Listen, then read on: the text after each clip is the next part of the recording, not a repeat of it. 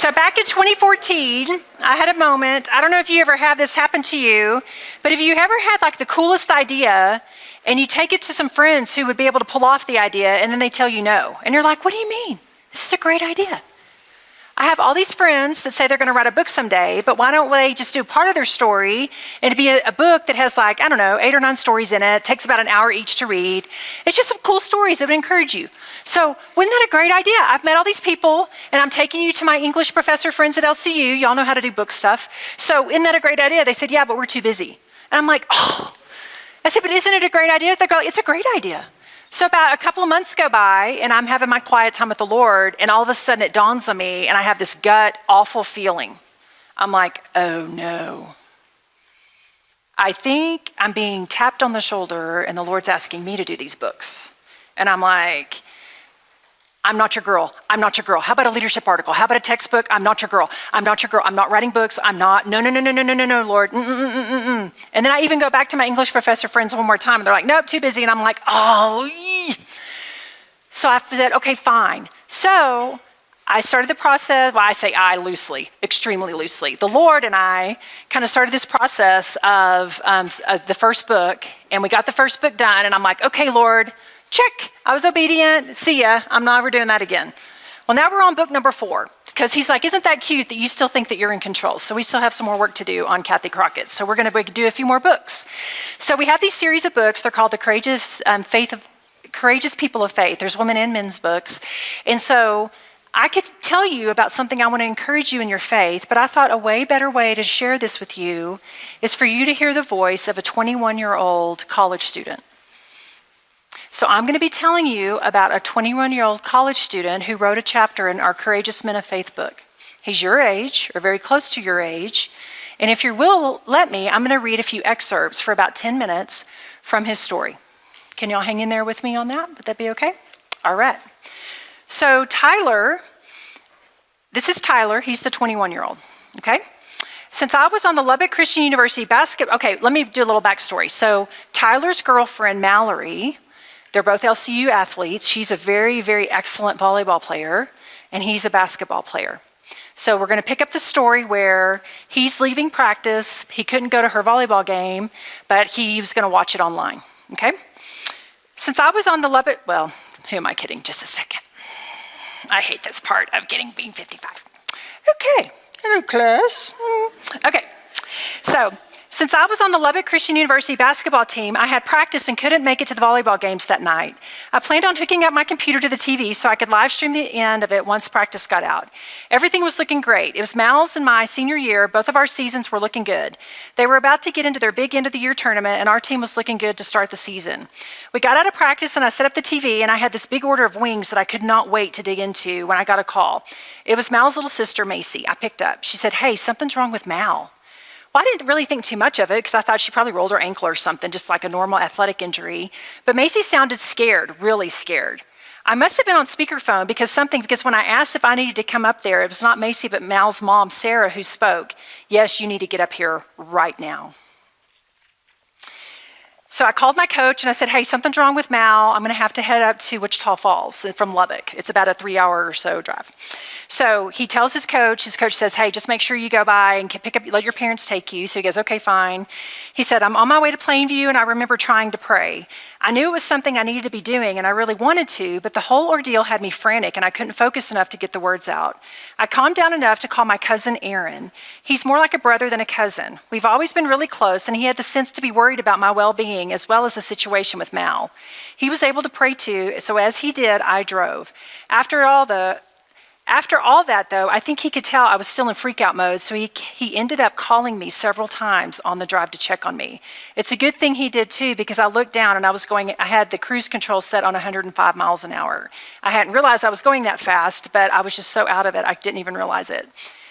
Fast forward to when he gets to Wichita Falls to the hospital. When he got there, he was very overwhelmed. He realized how serious it was because there were so many people in the waiting room praying.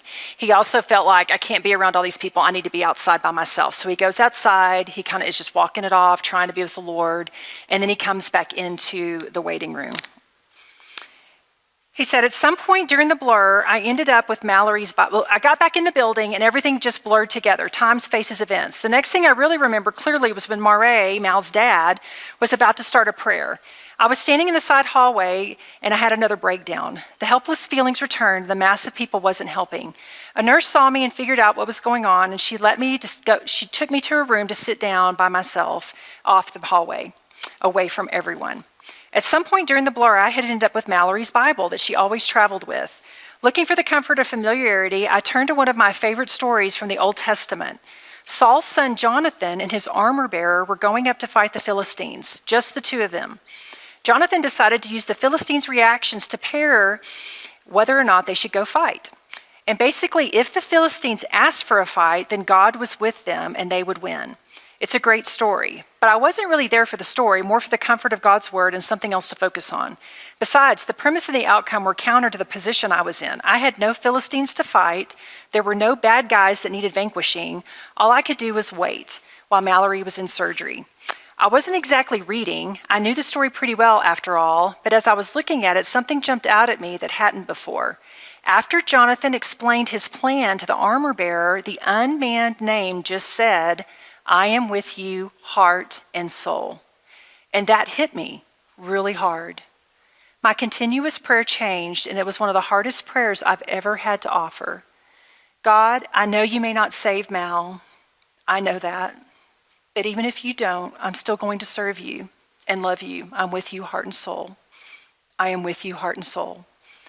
I do not wish a situation like this on anyone, but at the same time, to be forced to see, or rather to be allowed to see, the absolute power of relying on God is life-changing. A situation like this, where there is nothing, literally nothing one can do but desperately rely on their faith, I would not want to do it again, but I'm eternally grateful for it.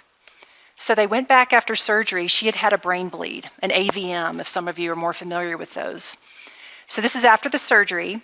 They take us back and explained what had happened. All I heard was that Mal had made it through his first part of the surgery, and that in itself was miraculous, but that she was out, which still was not out of the woods at all. The good news, it was good news to be sure, but there was still plenty that needed to happen before she was well and truly on the mend.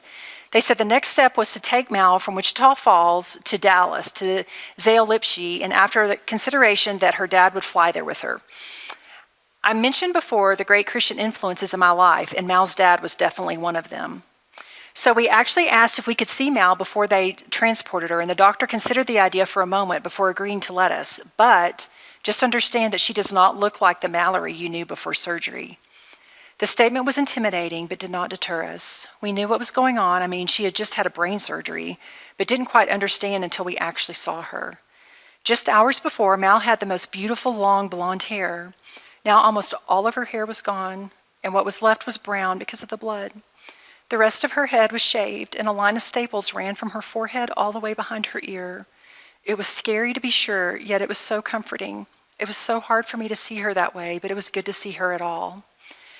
I could tell it was affecting Macy, her little sister, more than anyone. I mean, why wouldn't it? She was in junior high, and she loved her sister deeply. I couldn't imagine how it could have affected me if I had been in middle school. Macy and I were close too. We had a lot in common. And so I was just grateful that I could also be there for Macy. And then they wheeled Mal out and took her to Dallas. So now we're going to fast forward to when they got to Dallas. It was 2:30 a.m. or so when they left in the ambulance, and my cousin Aaron and his wife Amy had just arrived at the hospital from Houston. They had left Houston when I called Aaron on my way to Plainview. Both were in school to get their doctorates, and they dropped everything to come support Mal. For them to do that, I mean, it's not like high school where you can just make it up. It meant so much to me. He didn't even have to tell me he was coming either. I just knew that he loves me and so much that he would come. In any case, I just hopped in the car with them, and they drove me to Dallas. So when we got to Dallas, they put her in an induced coma for her to try to let the swelling of her brain go down. When I got to Dallas and the next morning, I realized I've got basketball games to play in Colorado in a couple of days. We had one of our huge tournaments where we would get a chance to play many of the teams we'd face in conference and postseason. Dr. Laughlin, a close family friend and professor at LCU, called me. Just as I was realizing I had basketball games, what am I going to do? He called me. He had actually experienced something similar, except he was not the boyfriend in this situation, but rather the husband and the father. He had to support his 2 kids while his wife Gina fought cancer. For all he knew, she was dying and he could do nothing but watch. She made it and is healthy now, but I remember watching him go through all of that and felt a certain kinship to him that he would call and check on me. So Dr. Laughlin said, hey, you got games in Colorado this week. He goes, yeah, whatever, I'm not going. There's no way. He goes, oh, you're going. He said, what? He goes, you're going. You need to be with your team in Colorado. I remember wanting so badly to stay with Gina, but I had to go to work.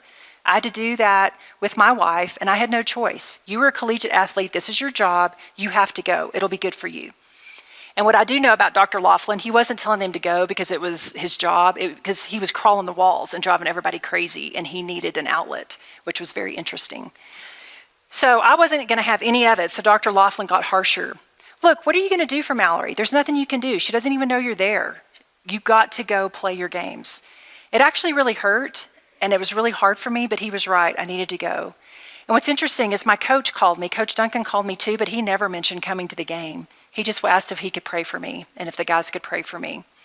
But I did decide to go, and he was right. It was good for me to go. It was good for me to go. But after the games, I got word that they have decided to take Mallory off of the breathing tube and kind of wake her up out of the coma. And so I actually was at the airport. My team went one way, and I was flying by myself to Dallas. And I actually was worried, what's going to happen? She's had this brain injury. What if she doesn't remember me? He had already bought a ring to ask her to marry him. She said, I know she's coming out of this coma, but what if she doesn't remember me? You don't have any idea really how much her brain injury is affecting her, and we're not really sure what shape she would be in when she woke up. I felt like I was being selfish. There were plenty of things that could be worse than her not remembering me, but I was focused on that. I hated it. It wasn't like we were married, but I loved her more than I had even realized at that point, and I wasn't sure what I would do if she didn't remember me. I know I prayed on that flight. I don't even know what it was for. I just knew I needed to be in prayer to God. I needed his peace to know that prayer was the very best way to get close to that. I wanted to be like her dad, to exude that calm confidence that came from a great faith in God, but I can't lie, I was scared. I received a text when I got off the plane that Mal was remembering her family. That gave me hope, but I still was afraid that I might not hold a place in her head like her family did. When I finally arrived at the hospital, I was hesitant to even enter her room for fear of her not knowing me. I didn't know what I should say. In my hesitation, something just popped in my head. There was this joke that Mal and I had together, and I would ask her, hey, Mal, do you know how much I love you? Yeah, she'd reply, and I was like, no, you don't. I'd say back, teasing, knowing that she'd have to answer no the next time. And it was true. She didn't have any idea how much I loved her. I didn't even really understand it until all this happened, how much I really did love her. But that's beside the point. So I get outside of her room. Everyone in the room had left to give us some privacy, and I stayed outside of her room for several minutes, just thinking, okay, she still knows me now, but what if she doesn't in a few minutes? So I finally steeled myself and went into her room, and everyone, it was just me and Mal. Mal was groggy. She was in and out of sleep, and I sat next to her bed, not knowing if she would wake up and be able to talk to me. It would have been agonizing to wait any longer to get my answer, to see if she knew me, so I leaned in and softly said, hey, Mal.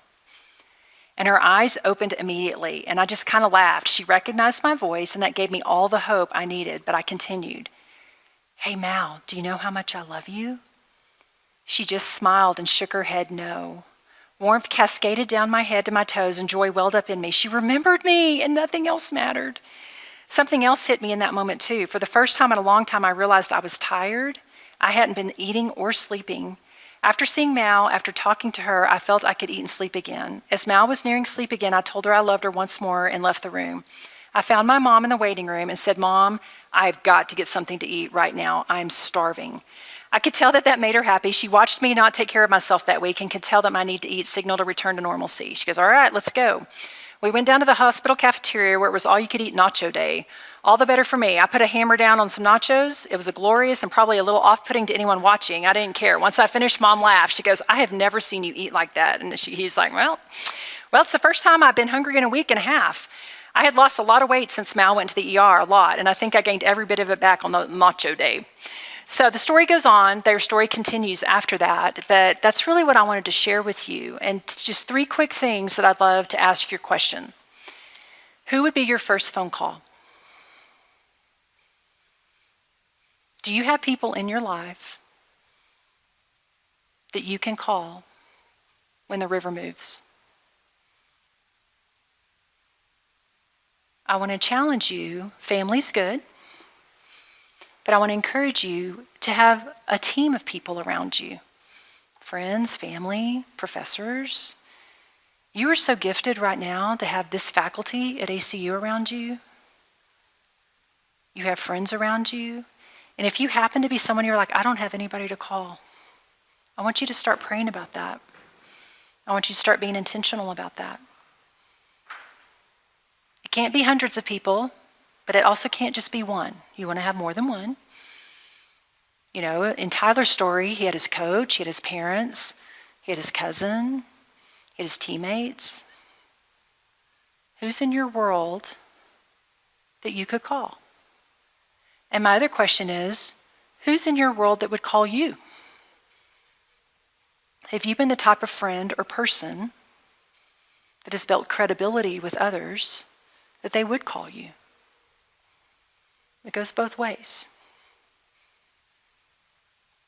The second thing is, what is your anchor?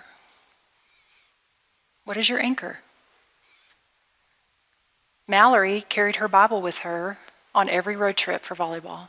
It really challenged me. I thought, I did not bring my Bible to Summit, and I've been really trying. She challenged me to take my Bible with me on any trip I go on. I may not even have time to read it, but it's comforting to have it with me. What's your anchor? Even when Tyler was at his lowest and most afraid, somehow he remembered that Bible story.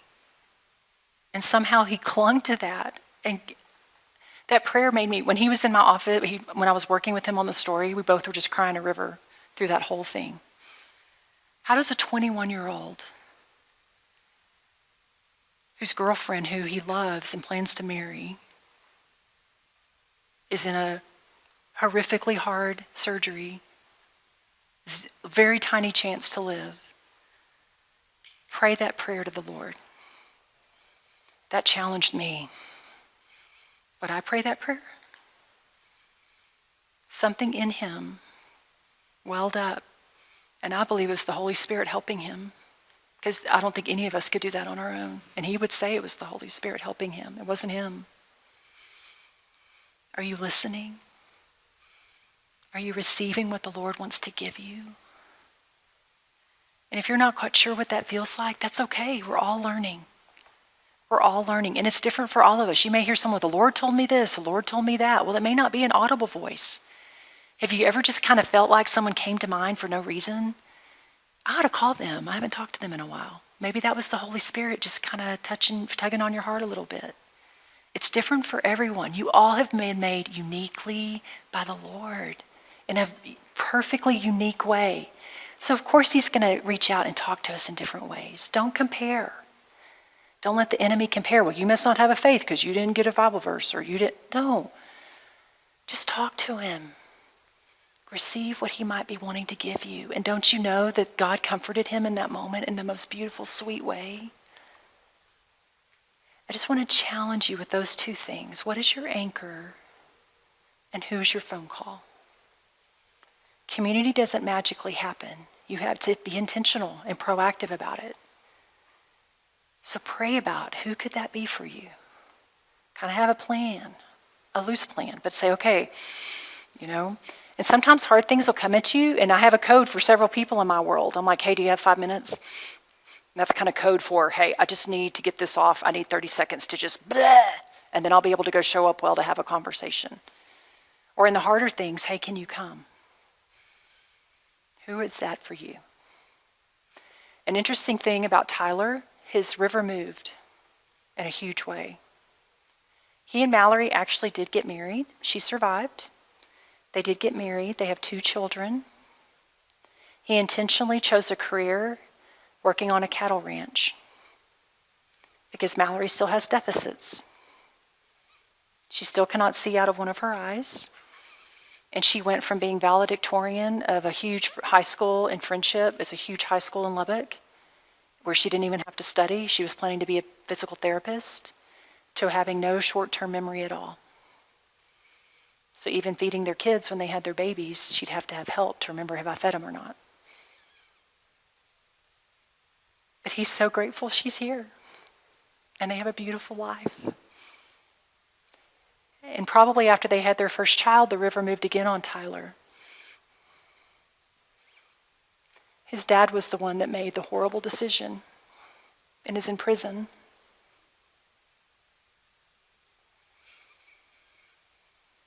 He was president of a Christian school where my children went. And overnight, he was no longer allowed on campus because of a horrible decision he made. And they needed someone to step in for a little bit to help run the school while they found another superintendent and president. And they asked me to step in.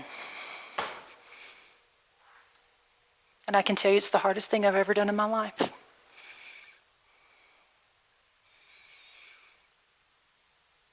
I actually was asking the Lord, please, Lord, don't ask this of me.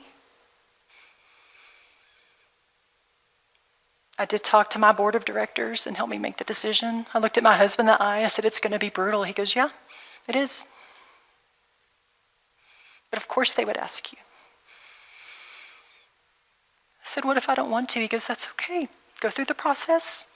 That's all the obedience you have to do. Just go through the process. They may decide that's not a fit. I wasn't a superintendent. Higher ed is way different than K through 12, in case you don't know. But through a series of events, the Lord had created some space in my world for it to be a possibility. And it was brutal. Hardest thing I've ever done. But the Lord had a lot to teach me. Had a lot to teach me. And people say, you really did a good job, Kathy. I said, no, we all need to be very clear. I got a front row seat to see what the Lord did. And he taught me so much through that.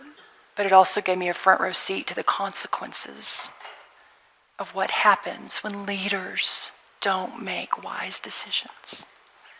And it actually fuels the passion for the work I do now. Lead well to me means so much more than just the 2 words. I want you to lead with excellence, but you absolutely also have to lead well. You have to be whole, physically, spiritually, mentally, socially, all the things.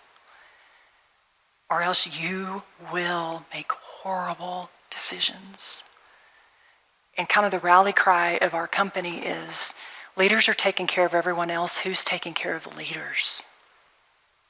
Who's taking care of the leaders? So I just want to encourage you, take care of each other. We are not meant to do this stuff alone. The leader, his dad, Tyler's dad, a big reason he made the horrible decision, he got isolated, he got burned out, he got tons of pressure on him. And sadly, he chose a really bad way to relieve that pressure. His marriage fell apart. He will never be able to work another day in education ever. He will have to register as a sex offender. He can't live with his sister because she lives too close to a school when he does get out. I mean, it goes on and on and on. Don't kid yourself that you're above the rules or you're above what's right and good, thinking it doesn't apply to you. And I know cheating is light years way before what he did. But why even get close to it? Why even flirt with it? Why even get near it? Nip it in the bud now when the stakes aren't as high. You think it'll be easier? Well, it's only $5. I would never do $5 million fraud, but $5 is not a big deal. Really? You justify $5, you're going to justify $50,000. My hope for you is that you will receive the full identity that God has for you, and that you'll get curious with him and figure out how to navigate this thing called life in a beautiful way, not a perfect way. Messy can be beautiful too, and it's going to get messy sometimes. It is. It's not, oh, well, I won't. I used to think the badge of honor to be perfect and never mess up. No, that's the wrong message. That's not the message from the Lord. So I just pray that you will fully receive your full identity in him, your unique way you're made. You'll hear from him. Not if you fall, when you fall, when we fall and mess up, that you'll let Jesus pick you up and dust you off and say, let's try again. Let me help you. Don't do it by yourself. Don't get isolated. That's the enemy's plan. That's not Jesus' plan. So I just want to encourage you that there's Tyler inside of all of you. There really is. There's possibility for each of you to have what Tyler has. And he's still on his path too. I saw him the other day. I told him I was going to be sharing with y'all, and he could blush. He was so humble that his story would still maybe bless some people. He's a great guy. Still raising his family, taking care of his sweet wife out in the middle of nowhere on a cattle ranch so she can have a quiet, peaceful pace. It's a beautiful story, even though it's not perfect and it's kind of messy. So don't be afraid of a messy story. It's still beautiful.